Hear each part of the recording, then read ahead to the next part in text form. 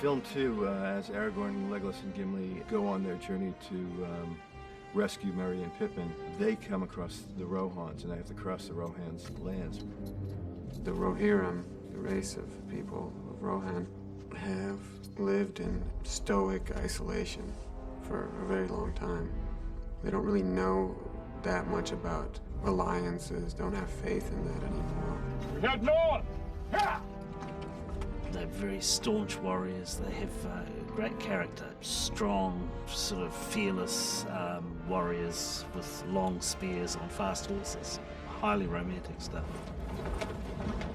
The Rohan kingdom has a very dangerous weapon, which is an incredibly well-trained and powerful cavalry. They're all cavalry riders. They live on plains, and they are horsemen. And if you have an army, a cavalry is everything.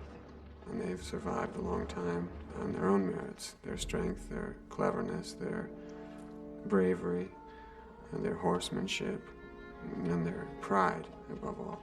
It feels like you're stepping back into a slightly earlier period with the Rohirrim.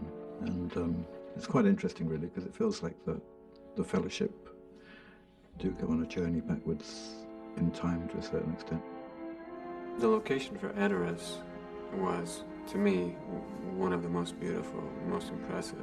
I mean, it was exactly what you would dream, you would hope that Edoras would look like and feel like. It has the plains, and then it's the rocky outcrop in the middle with Edoras standing on top of it, and even down to the silver stream running through.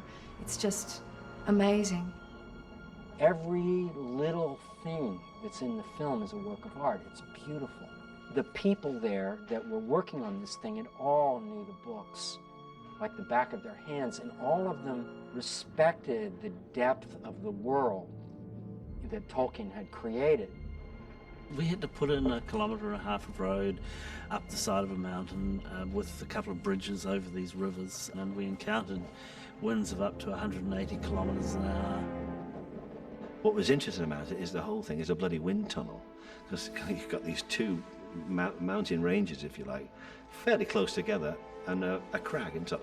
And the wind used to belt down there, you know. The rawness of the land, the fact that we found locations that had a lot of grass, a lot of straw, meant that they probably would have had thatched roofs.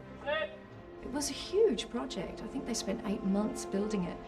And it was the first real place that I shot, and it was great to actually start in my home and just have this solid, huge building around me, the Golden Hall, and to be standing out the front of that, it was breathtaking. Tolkien drew a lot of his inspiration for the Rohirrim from his knowledge of Anglo-Saxon culture, and the Beowulf, a wonderful epic poem in which there is this hall which resembles very closely, I think, the Golden Hall.